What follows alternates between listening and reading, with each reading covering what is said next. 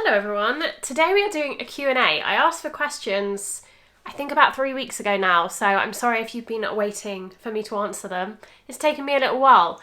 I have some questions from Instagram, I have some questions from YouTube. I think I have like 20, 25 questions. There were some repeats.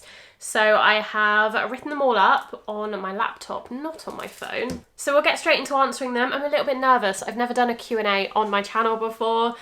I'm quite private. I don't like to share too much. However, I do really appreciate that some of you have been watching me now for, 3-4 years and maybe would like to know a little bit more about me. So that's what we're doing today. By the way, do let me know how long you've been watching me for, and if you have been watching since the beginning of my channel. I would love to know if there is anyone that is still here, because my content's changed a little bit since then. Okay, I've put them in some kind of order. I've put the most asked questions at the beginning, and then they just go randomly. So let's get into it.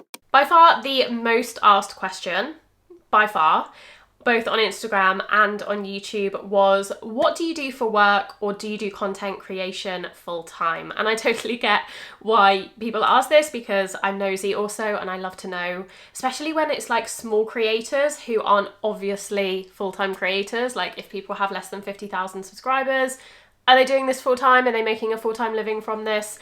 I basically do content creation full time. However, I will say I have quite a few strings to my bow, which I think is essential if you are self-employed, particularly in content creation.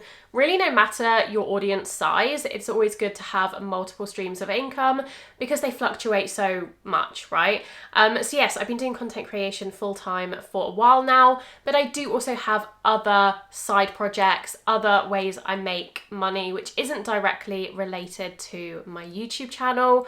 The main one being my index styling services. So that's something that I do every week now. I have clients on there who I style. I love doing that. I actually really enjoy that because it's a little bit different to content creation. It's a similar, obviously, concept. You're styling people, but it's less about me and more about others, which I appreciate because YouTube can be, quite selfish sometimes, and it's a lot about you, and I don't really like being perceived generally. So I like that I can be a little bit more behind the scenes on Index. So yeah, and then I do other things. You can also do things like UGC, where you create content for brands that you don't put on your own social media channels, but they use on theirs. So that's again more of a like behind the scenes role, where you're making the content, you might be in the content, but it isn't going on your own channels. And then obviously, yeah, I do make money from the videos I make, the brand deals I do, and some of the stuff I do on Instagram as well. And what did I do for work before I did content creation full time? Pretty much since I graduated university, which was in 2017, I have worked in the education sector, not as a teacher or a academic, but in the general sector, specifically in higher education. I did that for about 6 years before I became a content creator, and while I was doing content creation part-time. Is YouTube or a normal job harder?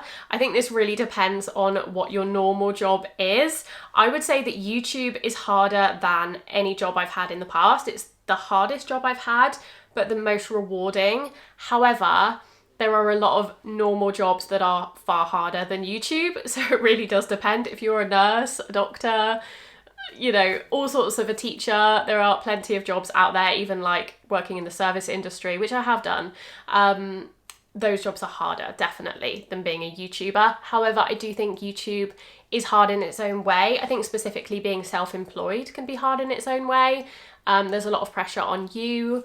You don't have the same benefits of having a 9-to-5 job, but also on the flip side, you do have the freedom, a lot more freedom. So I really love it. It's my favourite job I've ever had. But yeah, it's probably the hardest job I've ever had. But I've never had a very hard normal job. I've been lucky to have relatively stress-free jobs in the past. Okay, last question in this kind of topic. Someone has asked, why didn't you stay in academia, and do you think you would ever go back to it? I don't exactly know what they mean by this. I've never been an academic, what I would consider an academic, like a lecturer or someone who has studied beyond their master's degree. I have got a master's degree, but I've never been an academic, like a lecturer or someone who is working towards a PhD. As I said, I think they might be confused because I have said I've worked in higher education in the past, but I've very much worked in other parts of the higher education system rather than academia. So I've never been an academic. I've never desired to be an academic. I did a master's degree and that was very much enough for me. There was no amount of money that you could pay me to do a PhD, to be honest. That looks awful to me. But yeah, I do have a master's degree. And someone has asked what my degree is in. I can't find that question right now. My degree is in physics. So I have a master's degree in physics. Okay, moving on. How much do you typically spend on clothes per month? I'm not sure, to be honest. It very much varies. Like in April, I don't think I bought anything. And then in May, I've bought quite a lot. So sometimes I don't have a strict budget per month per se. I feel like I have a general idea of how much I want to be spending, but it's a little bit more nuanced because this is my job. I feel like I definitely spend more on clothes than someone who doesn't do this as a job, as work. But also equally, there's a lot of things I don't buy. Like there are a lot of things that I will refuse to spend my money on. And I think I'm gonna make a whole video on this, like the things that I don't buy that allow me to afford to spend a little bit more than the average person on clothing, because I don't make a huge salary. I think there's a misconception that influencers or content creators are all rich. And of course, there is a lot of money in this industry, but I'm obviously only a very small fish in this industry, so I don't make a huge salary. I am not rich by any means, and I just prioritize my money a little bit differently perhaps, and there are a lot of things that I refuse to buy because I would rather put that money towards clothing. And so if you want a video on that, let me know. But yeah, the answer is sometimes nothing, sometimes it's zero, sometimes it might be like £500 that month. It really does depend. Please share your dog's story. How long have you had him? Where did you get him? Where is he? Oh, he's actually in his bed for once. Normally he's on our bed, but he's actually in his bed down here. So yeah, his name is Sam.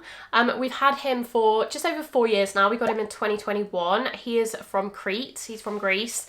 He was about 6 months when we got him, and we basically adopted him from a charity that rescued dogs from Crete, I think specifically, and yeah, gave them to, you know, people who wanted them, mostly in Europe.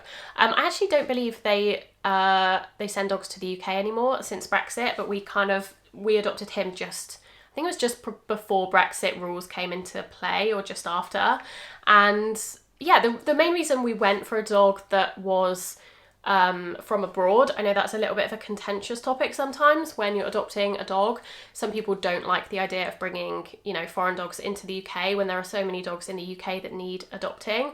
And I totally agree with that. I understand their point, but it's also really hard in the UK to adopt a dog if you've never had a dog before, which we hadn't at the time. We'd both had dogs growing up, but we'd never owned dogs as adults.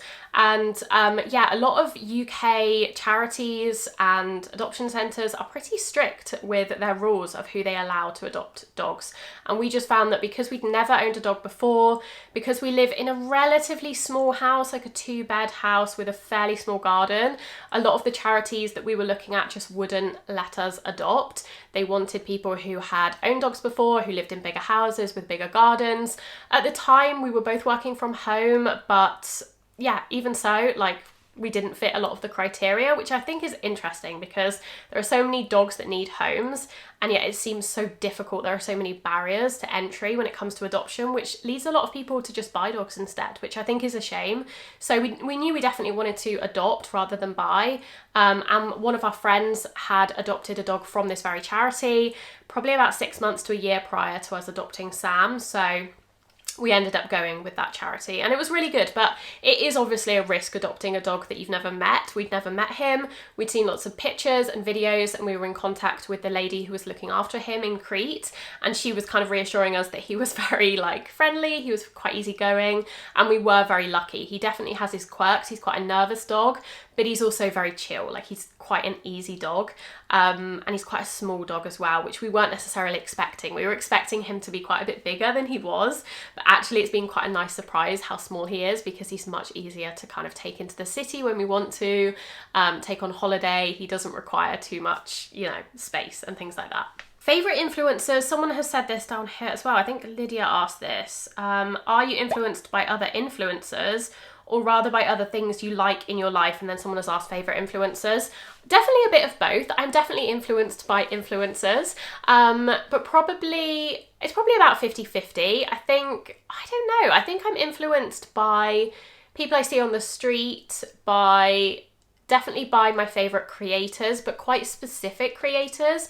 I don't follow a lot of the very like generic big influencers. I don't often find they have similar styles to me. I often find the bigger the influencer, the more generic their style is, because inevitably the more generic your style is, the more popular, the more people you're going to appeal to. So I do find that the big influencers who have like 1 million plus followers are just wearing the same thing. They're just wearing like the white t-shirt and jeans, or the blazer and tailored trousers, that kind of style, which is not really my style. So I do tend to follow and be inspired by influencers, but it's really more like micro creators, people with less than like 20,000 followers, people who, yeah, maybe even only have like 1,000 followers and don't do content creation full time, but I really love their sense of style. There's definitely a few people specifically on Instagram that I follow that I absolutely love, that I wouldn't call influencers, but they do post their outfits to Instagram. They do talk about style, just it's not their job.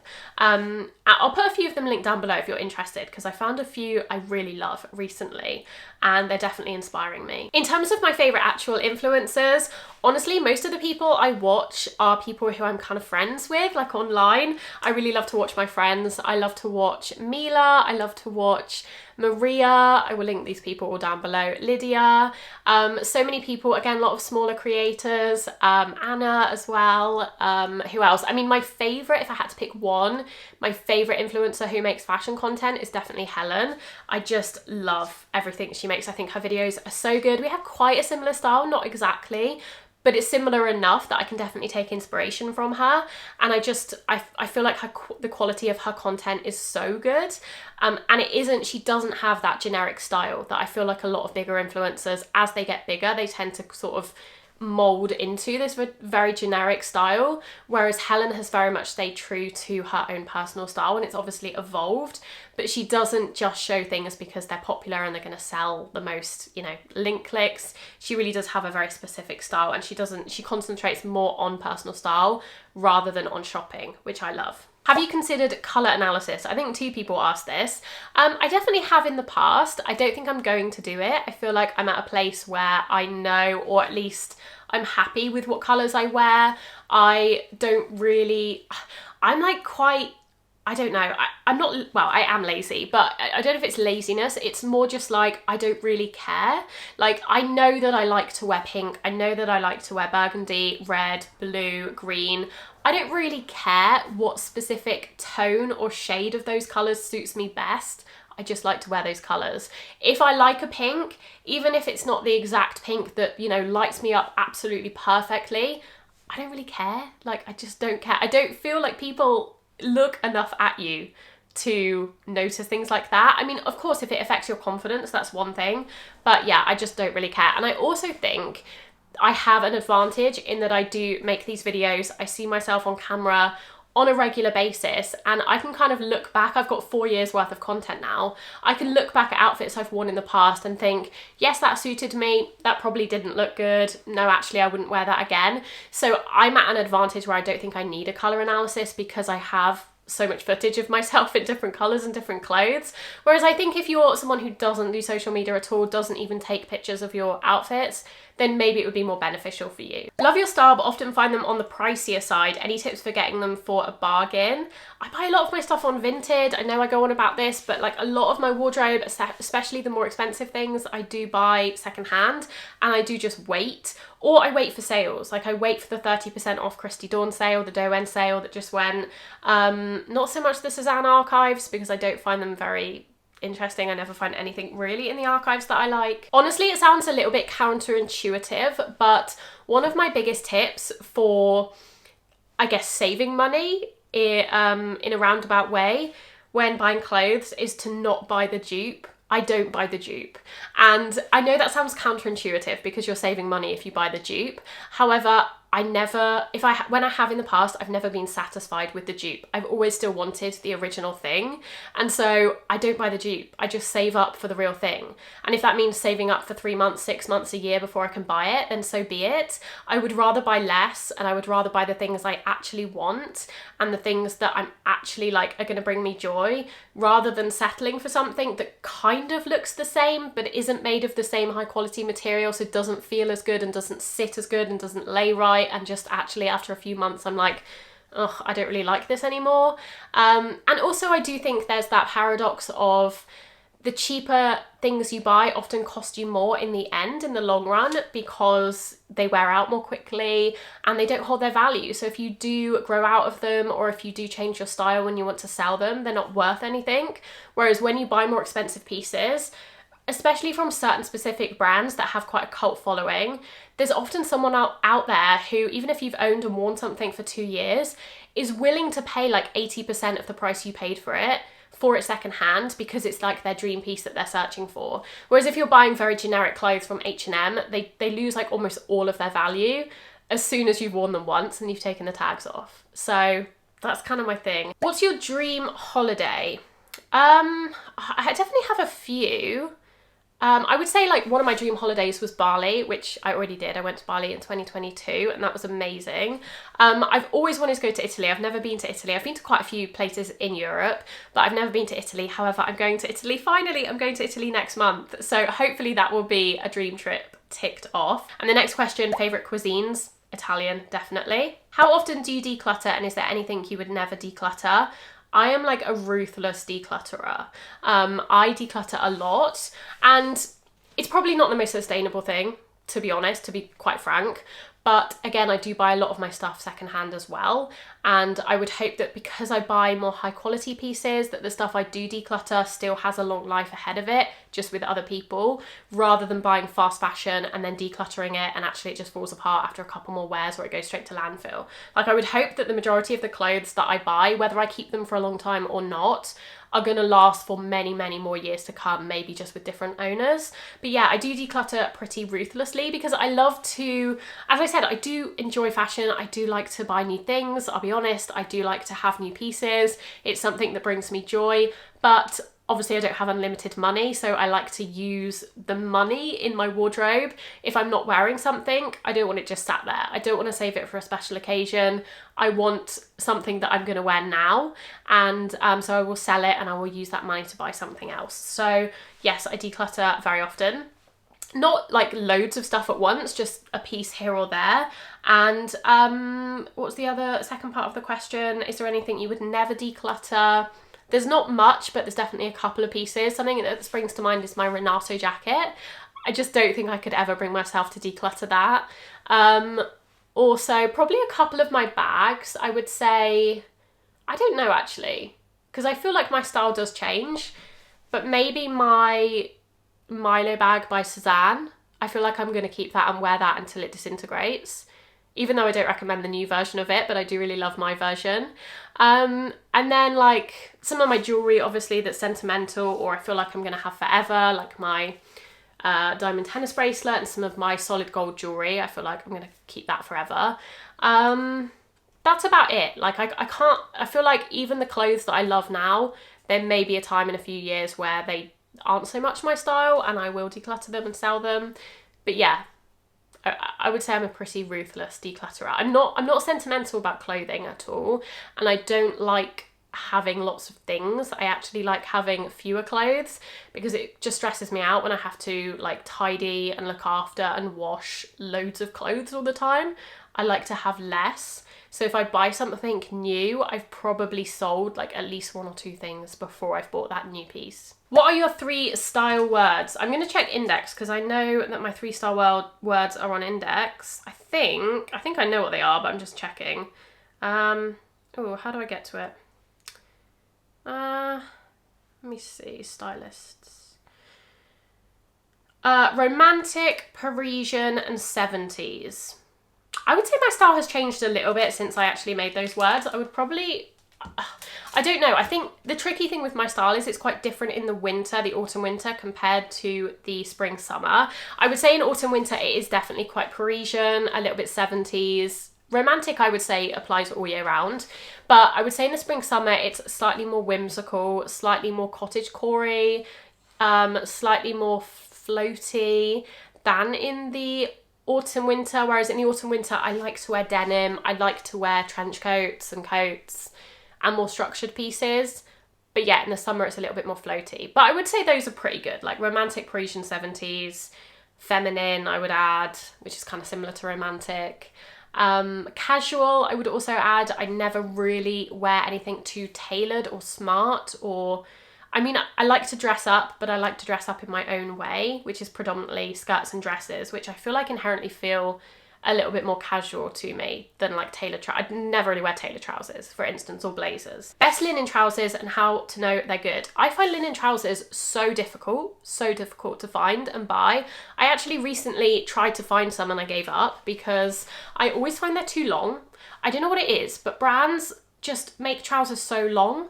Even for me, I'm not particularly sure. I tried on a pair of red linen trousers in And Other Stories. And Other Stories trousers are always too long on me. But also I find them often, because they're not stretchy, they just don't work on my hips. Like, they often have a stretchy waistband, which is fine. But because that linen is quite a rigid fabric, they just end up being too tight on my hips. But if I sized up, they'd be too big in the waist. And linen trousers are an item that I just don't want to spend money on getting tailored, because they're just so casual and I don't ever spend a huge amount of money on them, so I don't want to spend the extra money to get them tailored. They're not special enough. So I don't really wear them anymore, but I would say the best place to get them, probably M&S. Like, if I had to pick somewhere, I know M&S, because they do different leg lengths. They do short, regular and long. At least I often do get the short length in M&S, even though I wouldn't say I'm overly petite.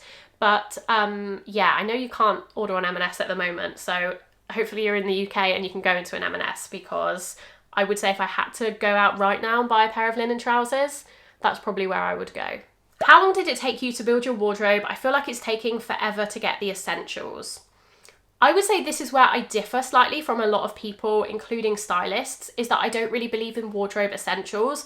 I don't really own any wardrobe essentials. Like, of course I do own some things, like I own a pair of jeans, I own, I don't know, like little vest tops that I can layer with, but I don't really own t-shirts. I don't really own blazers, black trousers, button-down shirts. I own a couple of button-down shirts, but they're always in like fun, brighter colours. I don't own like a blue shirt and a white shirt. I don't own loafers. I don't own, I'm trying to think of other things that I don't own that would be really common. But yeah, I don't really believe in wardrobe essentials. I never really have. I've never taken that approach of like, right, I need one blazer, 4 t-shirts, 2 shirts, 2 pairs of trousers, 1 skirt, 3 dresses. I've never really taken that approach. I just buy what I like and I just wear it. And I think it's because I wear a lot of dresses, which obviously are the full outfits, so it's a little bit easier.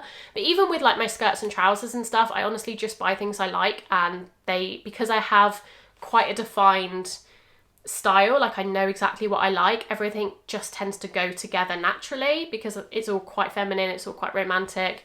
But yeah, I just don't really think about like wardrobe essentials and ticking them off, because half of the stuff is stuff I don't really like. So it's a difficult question to answer, because I feel like my wardrobe is never going to be complete. I always love adding to my wardrobe, and I always am, as I said, decluttering pieces occasionally when they no longer feel true to my personal style. And I do find that my personal style has continued to evolve as I've gotten older.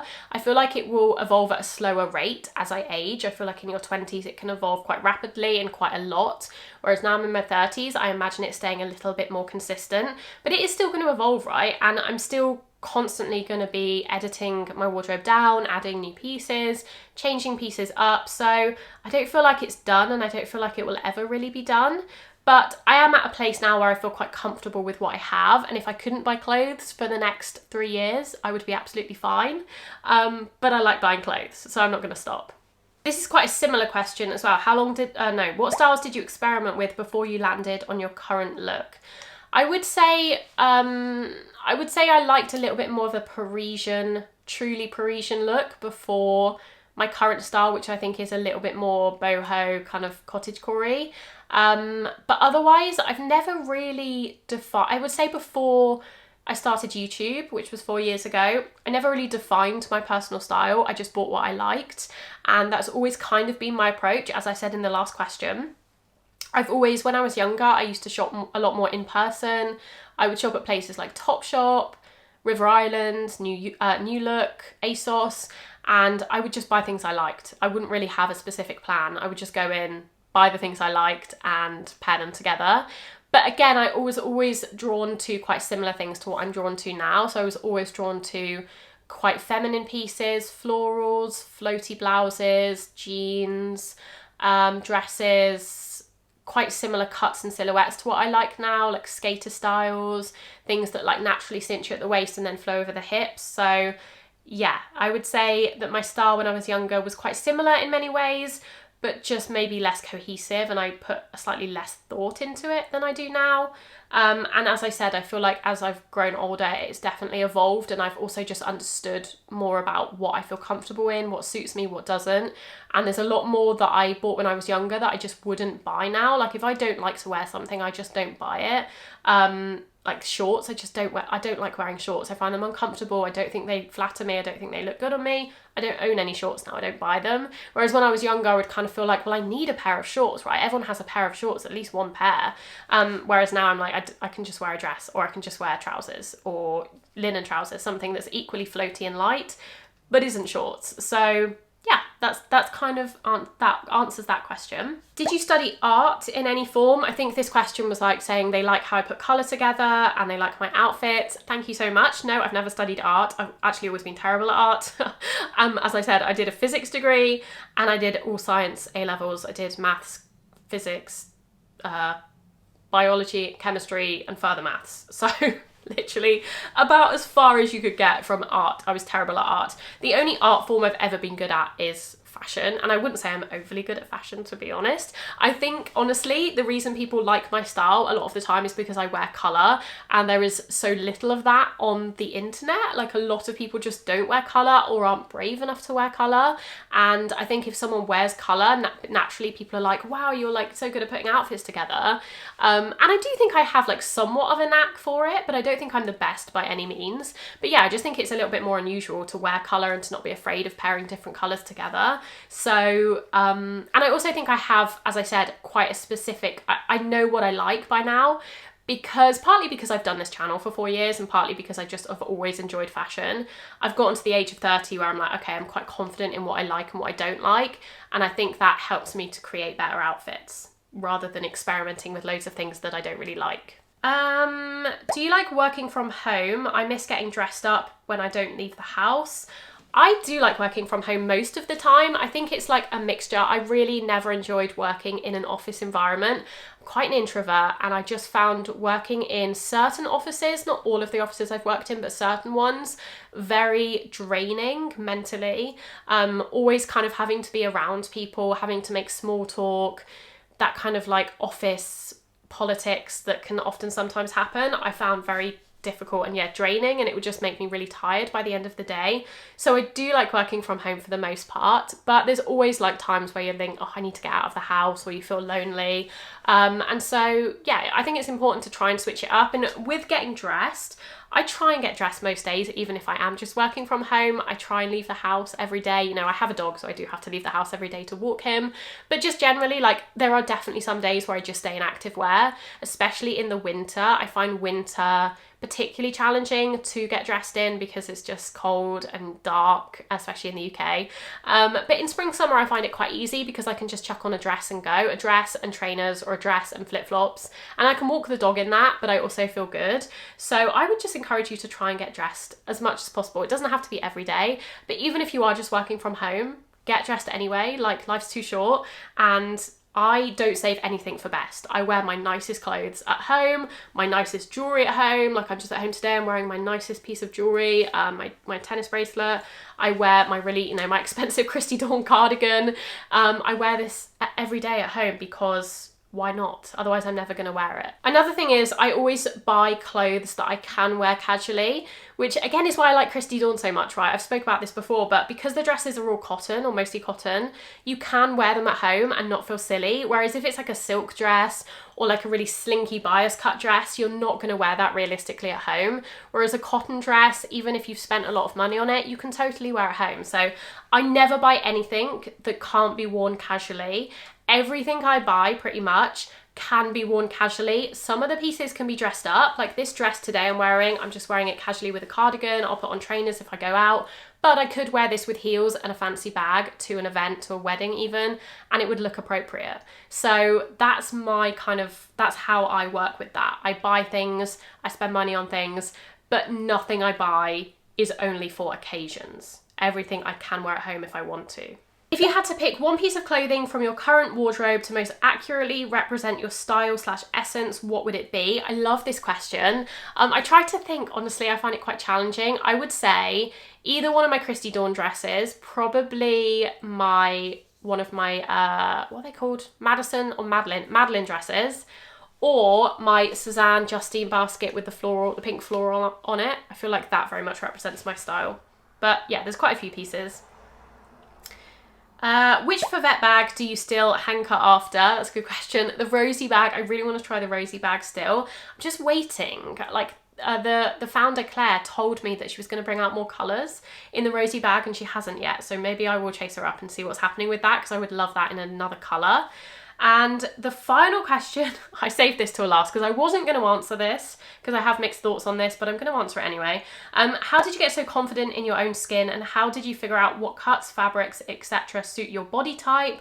I am a lot slimmer than you, but still do not have a model type body, quite short, and struggle a lot to find clothes that fit and in which I feel good.